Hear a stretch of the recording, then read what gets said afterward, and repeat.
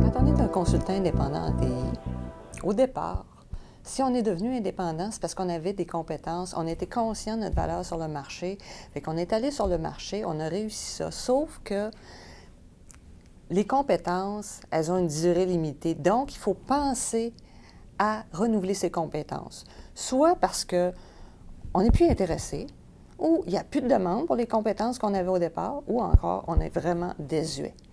Donc, c'est vraiment important de penser à renouveler ses compétences. Il y a plusieurs obstacles à la formation d'un consultant en TI.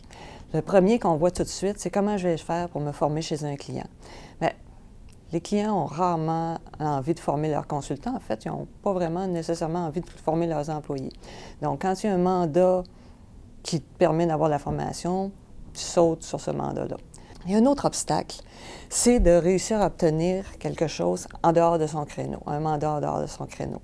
Alors, ce qu'il faut à ce moment-là présenter, c'est sa nouvelle compétence doit être présentée comme une nouvelle carte à son jeu. Et non comme je sors de mon créneau, c'est que je suis quelqu'un d'expérience et je rajoute en plus des nouvelles compétences. Le troisième, c'est le manque de temps, le manque d'énergie. On entend souvent les gens se plaindre de ça. À ce moment-là, c'est qu'ils doivent vraiment se pencher sur ce qu'ils font. Quelles sont vraiment les tâches à valeur ajoutée et les tâches que c'est de la perte de temps. Et finalement, en coupant ces dernières, ils vont probablement avoir un petit peu de temps pour se former. Puis, le dernier point, c'est vraiment, encore, on va de plus en plus vers le personnel, c'est la peur de l'échec. Alors, le consultant doit se dire que, oui, il risque d'échouer, puis c'est une bonne chose. Eric Waldman dit « fail fast, fail better, fail forward ».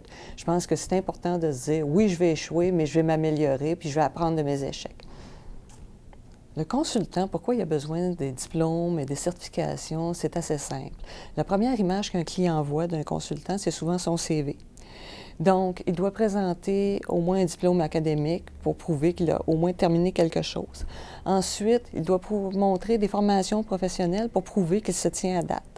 Et finalement, très souvent, dans de nombreux domaines, la certification professionnelle est un critère qui permet d'approuver ou de rejeter un consultant. Donc, c'est essentiel aussi d'avoir de la certification professionnelle.